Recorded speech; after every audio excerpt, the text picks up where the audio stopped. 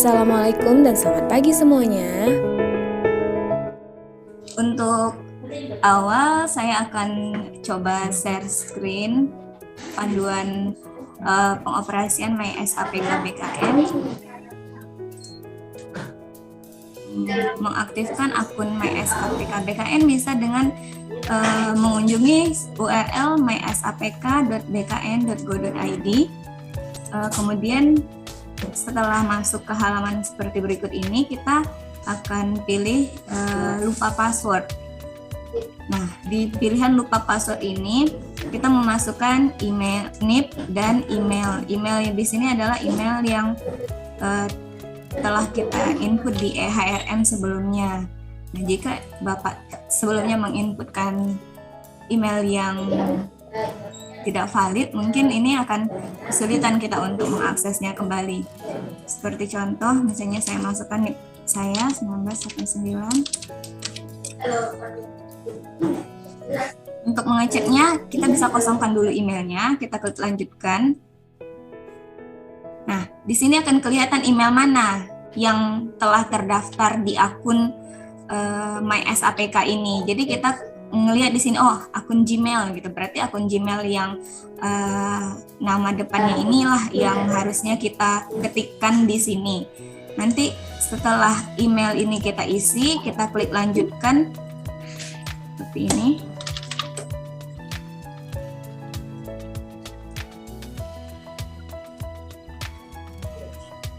Halo, Assalamualaikum. Selamat ya, ada di orangnya.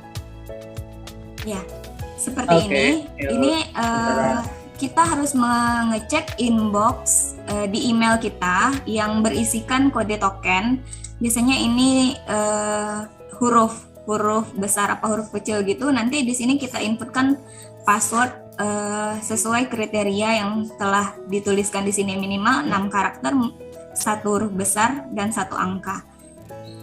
Setelah nanti notifikasinya sukses, barulah kita bisa melakukan login untuk melakukan updating data mandiri dengan mengunjungi URL mysapk.bkn.go.id. Seperti ini contoh yang akan saya lakukan. Kita klik NIP dan password yang telah diinputkan sebelumnya tadi.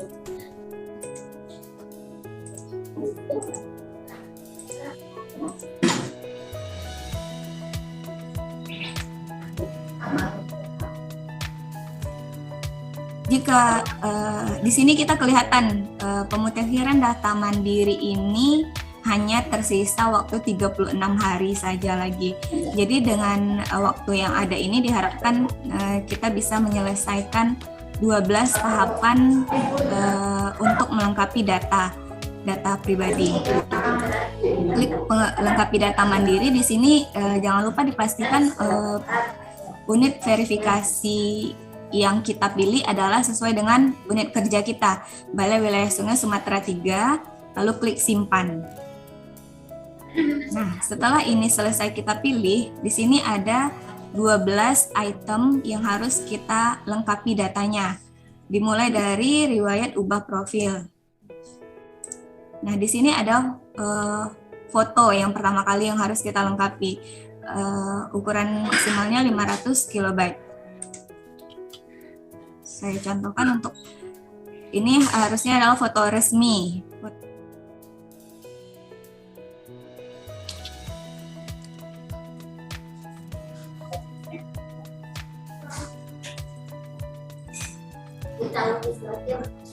Lalu kita klik simpan. Pemutakhiran data mandiri ini untuk tahun ini hanya 1 kali aja kita lakukan. Nanti ke depannya data ini akan diupdate seperti kita mengupdate eHRM. Bisa ditambahkan lagi ketika ada kenaikan pangkat, ketika ada perubahan, misalnya ada penghargaan, ada perubahan data yang lainnya, mungkin alamat email, nomor handphone. Saat ini, pemutakhiran data mandiri ini dipergunakan untuk memeriksa aktif atau tidaknya status kepegawaian dari seorang PNS. Oleh karena itu, setiap PNS wajib melakukan updating data pada URL mysapk.bkn.go.id. Untuk data pendukung di sini, data nomor NPWP dan nomor BPJS merupakan data mandatori yang harus kita isikan dengan lengkap karena nantinya akan disinkronkan dengan data perpajakan serta data BPJS Untuk Kesehatan. data pribadi seperti ini, silahkan diisi sesuai dengan data Bapak dan Ibu.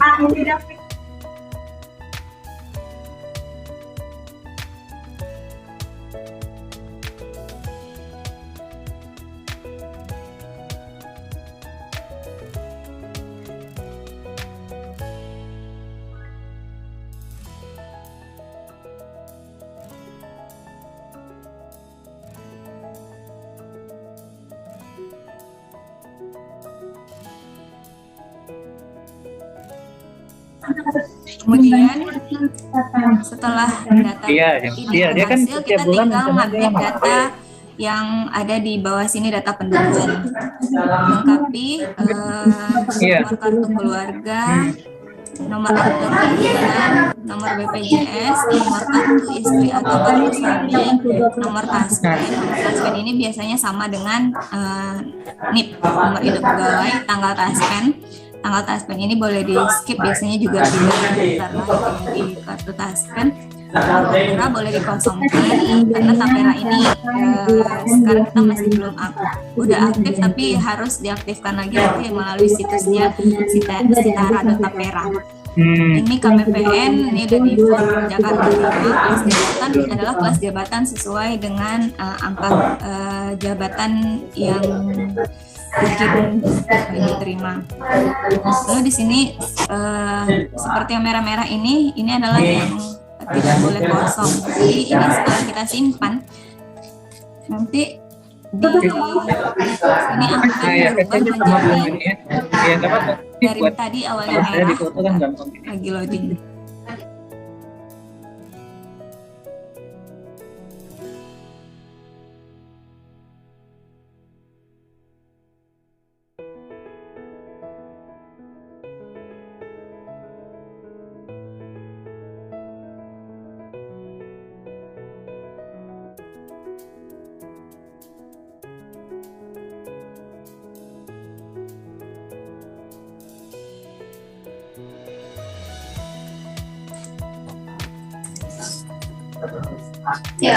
Maaf, saya lanjutkan.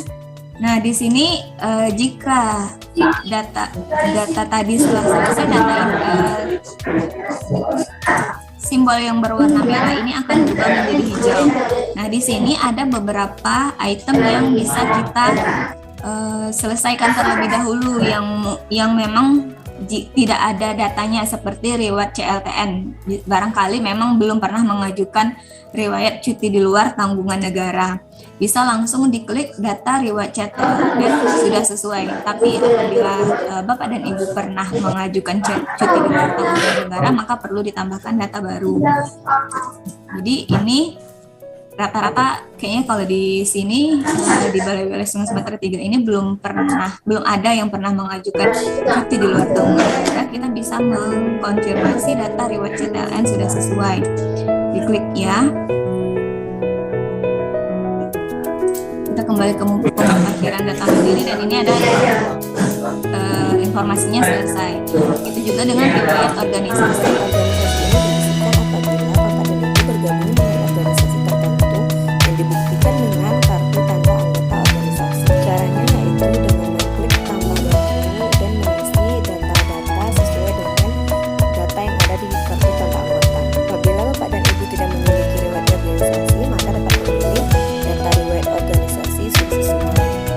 Ya, pilih pemutakhiran. Nah, di sini reload dulu.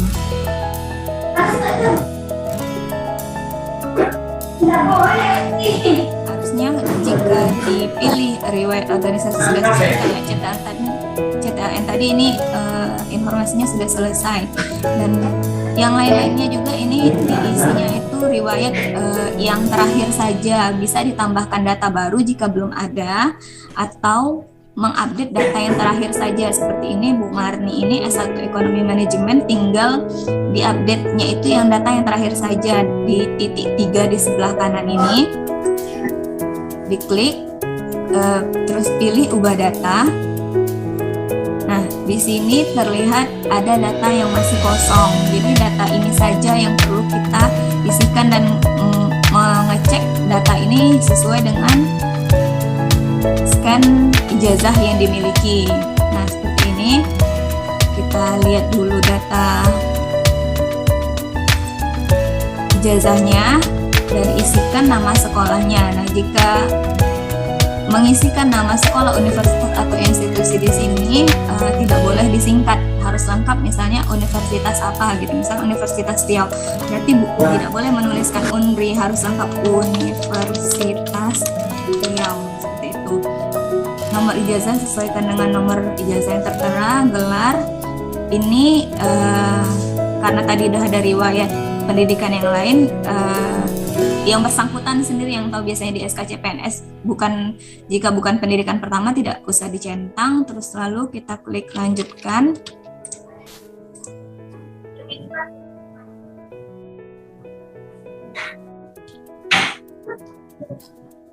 Nah, di sini diwajibkan mengupload kelengkapannya, yaitu file ijazah. Formatnya harus PDF dan maksimal kapasitasnya 1 MB. Kemudian yang ini untuk transkrip nilainya juga file PDF maksimal 1 MB. Setelah kedua ini diupload, klik lanjutkan, maka ini sudah selesai, sudah sampai di situ aja. Kita nanti bisa lihat di history pengajuan. History pengajuan itu adalah yang udah pernah kita isikan datanya.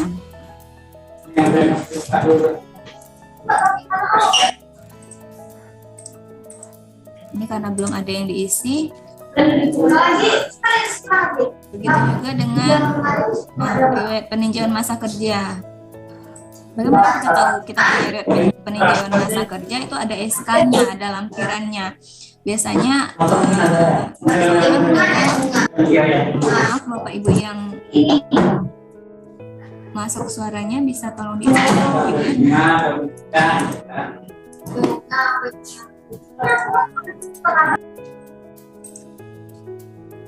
ya, terima kasih.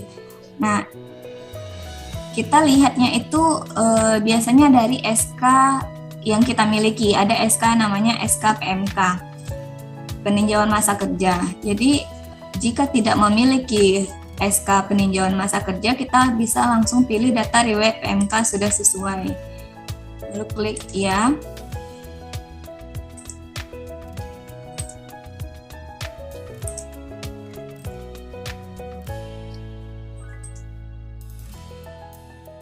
Ini jika mengalami kendala setelah melakukan update tapi statusnya belum berubah, bisa diabaikan saja karena nanti saya akan cek sebagai verifikator apakah data itu sudah masuk apa belum.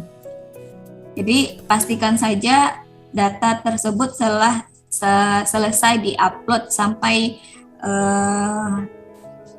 data yang dibutuhkan. Seperti ini data riwayat golongan juga, ini hanya data yang terakhir saja yang kita periksa. Data yang sebelumnya tidak perlu kita hiraukan. Ini hanya pendukungnya saja. Kita klik titik 3 di sebelah kanan, klik ubah data. Jika terjadi kendala seperti ini, Bapak Ibu boleh ulangi kembali. Karena ini kita yang menggunakan sistem ini hampir seluruh PNS ya yang saat ini melakukan peremajaan data, baik CPNS baru maupun PNS yang mendekati masa pensiun. Lalu kita klik ubah data yang di titik 3, masih ada kendala sepertinya. Buka dulu aja. Jika ada yang ingin ditanyakan, boleh langsung raise hand atau unmute mikrofon biar bisa langsung diskusi aja. Izin Bu Nila bertanya. Iya Pak. Dari saya. Eh, di saya itu kalau lupa emailnya itu gimana ya? Bapak bisa sampaikan ke saya alamat email yang aktif yang bisa Bapak akses. Jadi nanti saya kirimkan dulu ke Biro Kepegawaian Wartalat biar mereka updatekan di sistem di BKO. Passwordnya kan lupa saya itu. Iya Pak. Jadi nanti Bapak bisa WA aja Pak ke saya alamat email yang aktifnya apa. Nanti saya bisa sampaikan ke Jakarta biar langsung diupdate gitu Pak. Kemarin juga yang saya sampaikan di grup kan, nama-nama tersebut minta diganti alamat emailnya karena tidak bisa diakses. Oke, siap. Ini passwordnya sama dengan password EHRM itu? Kan? Passwordnya kita yang tentukan sendiri Pak. Jadi waktu tadi di awal ketika pilihan lupa password itu kita dikirimkan kode token dan kita yang menuliskan sendiri password yang kita ingin gunakan untuk mengakses akun SFPK ini. Oke, siap. Terima kasih Bu Dina. Pak, bisa ini aja Pak, segera di WA aja Pak biar saya japri ke adminnya di Jakarta Pak. Siap. Saya WA ya. Pak.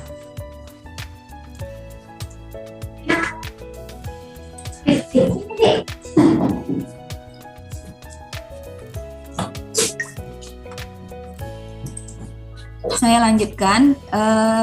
Begitu juga dengan riwayat yang lainnya, riwayat jabatan misalnya seperti ini, Bu Marni ini. Riwayat jabatan terakhirnya adalah pengelola keuangan. Ini sesuai dengan data yang ada di EHRM yang sebelumnya diinput. Yang harus kita siapkan hanyalah scan SK terakhir, SK yang saat ini dimiliki SK jabatan. Jadi tinggal klik ubah data.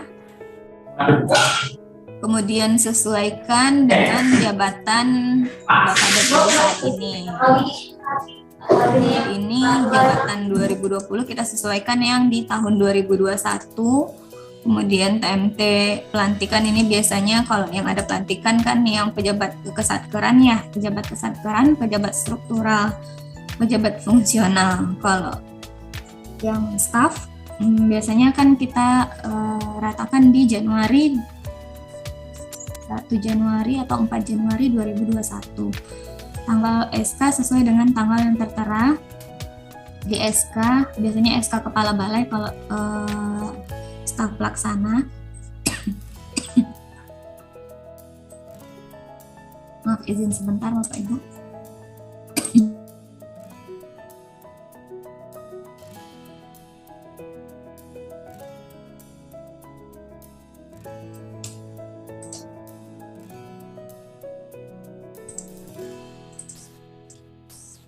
Kemudian ini juga dilampirkan SK pendukungnya, misalnya ini SK Kepala Balai, pastikan file yang diupload adalah file dengan kapasitasnya 1 MB.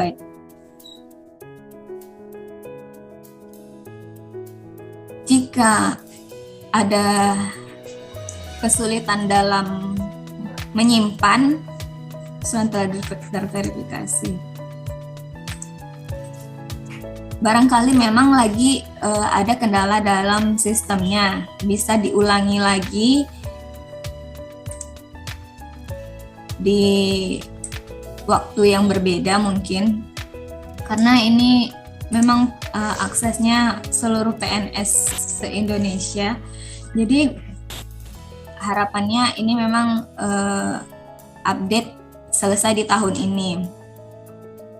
Hanya untuk data terakhir saja. Ini pemutakhiran data hanya untuk data terakhir saja.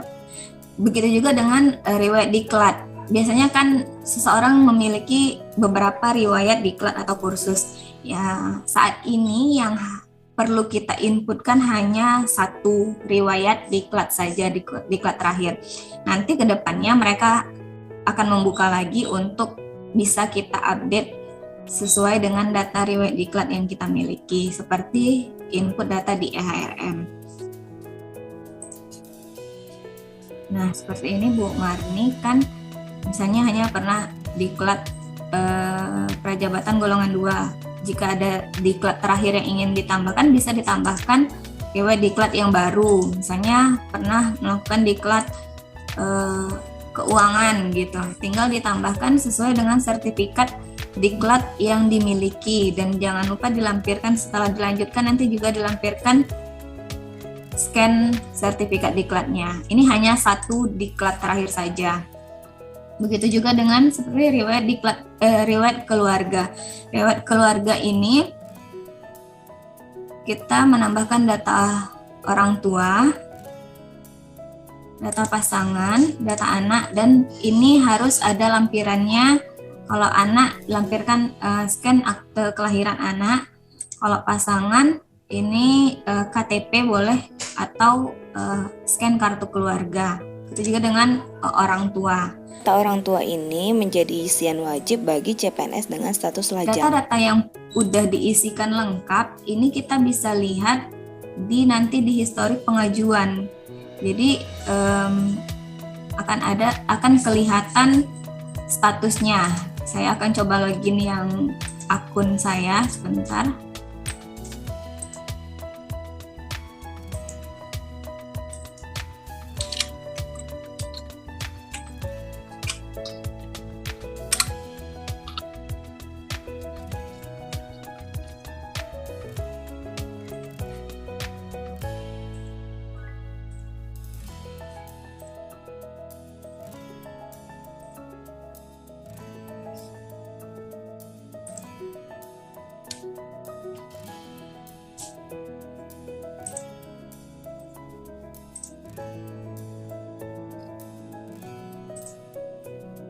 Di histori pengajuan, saya telah mengupdate data sebelumnya di riwayat keluarga. Data tersebut saya sebagai admin instansi telah memverifikasinya. Jadi data ini telah tersimpan di sistemnya BKN jika statusnya sudah terverifikasi. Nah, seperti ini.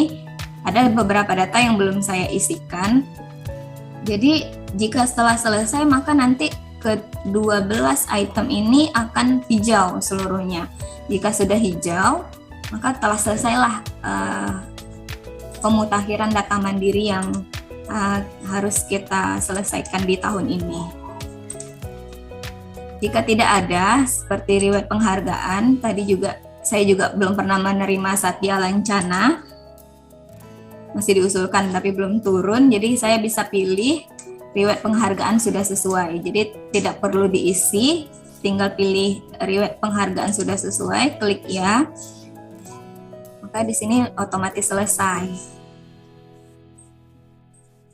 Untuk riwayat SKP di sini, data yang ada di sini adalah data yang disinkronkan dengan data EHRM, jadi sudah ada nilainya. Yang perlu kita update adalah yang 2 tahun terakhir saja, dan yang diupdate ini tinggal jika nilainya sudah ada seperti ini, kita tinggal pilih ubah data dan sebentar saya cek.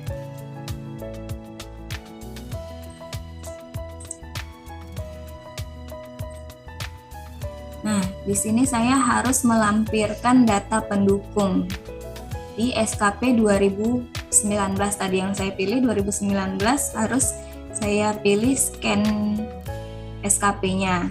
Jika rasanya keberatan lebih dari 1 MB, mungkin bisa dikompres dulu atau dipilih nilai yang terakhir aja, yang ada lambang Garudanya, yang ada pejabat penilai dan pejabat penanda tangannya. Jadi ada nilai, ada pejabat penanda tangannya, boleh yang halaman terakhirnya aja biar bisa diupload 1 MB.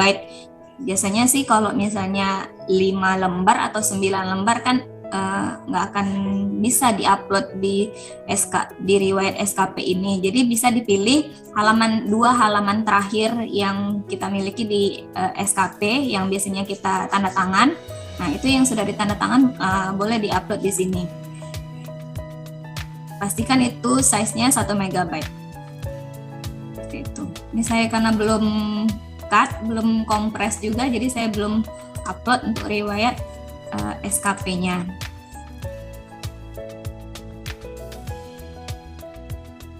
Ada yang mau ditanyakan? Bapak Ibu boleh share screen gantian jika ingin ada kendala atau ingin dipandu langsung. Saya bisa ini lihat pengisiannya, jadi nanti saya akan coba evaluasi apakah ada kesalahan seperti itu. Ada yang mau share screen biar gantian?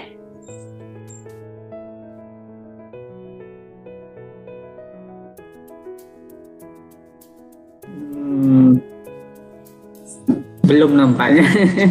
Tapi udah coba dipilih verifikator udah ya? Sudah, verifikator udah. Tadi kemarin coba masukkan foto, disimpan, tetapi hilang lagi ya. Harus final semua yang di satu riwayat itu. Enggak juga sih. Foto harusnya bisa langsung masuk. Tadi juga ini biasanya kendala servernya biasanya. Ini juga kemarin nih pas lagi bagus diupload langsung mau dia. Kayak tadi juga kan yang pas waktu punya Bu Marni contoh yang pertama tadi nggak langsung muncul tulisan selesainya, masih merah juga kan, berarti kayak ada nge-lag gitu sistemnya. Jadi ya ditunggu aja, yang penting kalau udah diklik sampai tahapan selesai scan-nya diupload udah, berarti udah sampai situ aja gitu.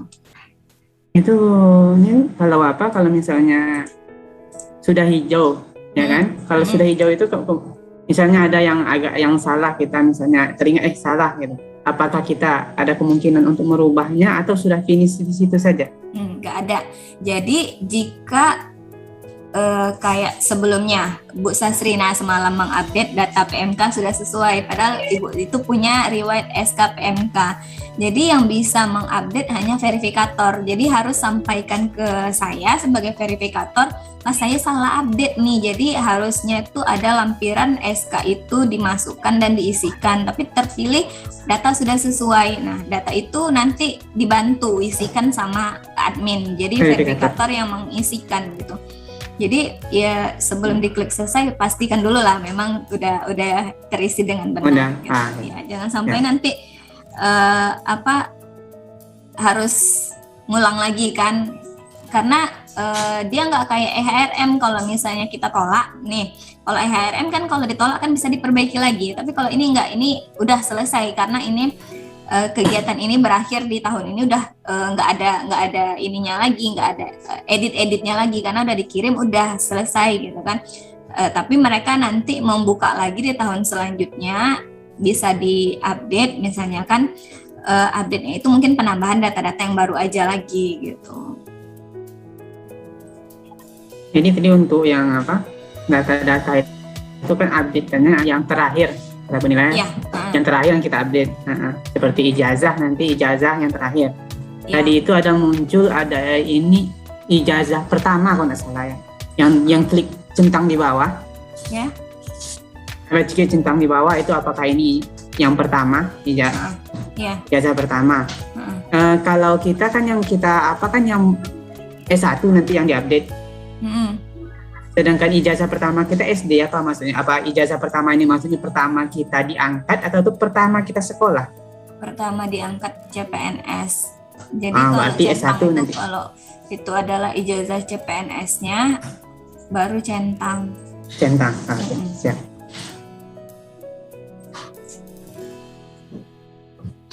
Unila, izin bertanya. Iya Pak. Unila, ini kan mungkin saya kelewat tadi. Di dashboard terus dilengkapi data mandiri, riwayat ubah profil udah hijau, Terus riwayat pangkat ini kan udah sampai 3C. 3A, 3B, 3C. Nah, ini kan nggak perlu kita ubah lagi ya? Nggak perlu ya, kan udah sesuai dengan pangkat terakhir. Cuman masih merah ini Bu, gimana cara ininya? Biar dia hijau. Saya kembali share screen.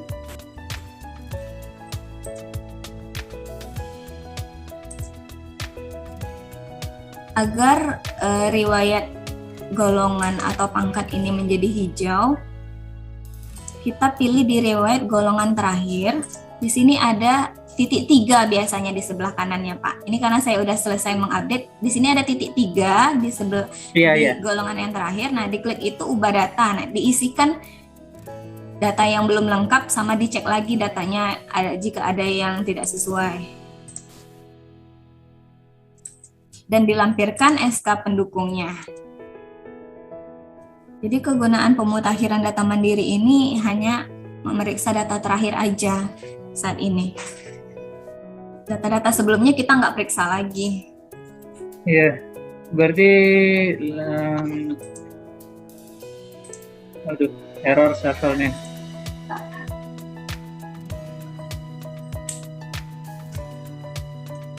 Jadi kalau udah benar kita tinggal lanjutkan ya, Iya, tinggal lanjutkan sampai kalau udah dilanjutkan udah selesai sampai udah berubah hijau, udah gitu. Tinggal nanti bagian verifikator yang memverifikasi data tersebut gitu. udah sesuai belum dengan data pendukungnya.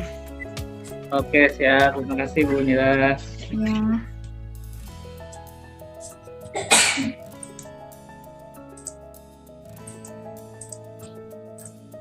Ada lagi yang mau ditanya? Maaf Bapak Ibu karena saya nggak pakai Zoom Pro nih, kayaknya tuh waktunya tuh udah tinggal 5 menit lagi.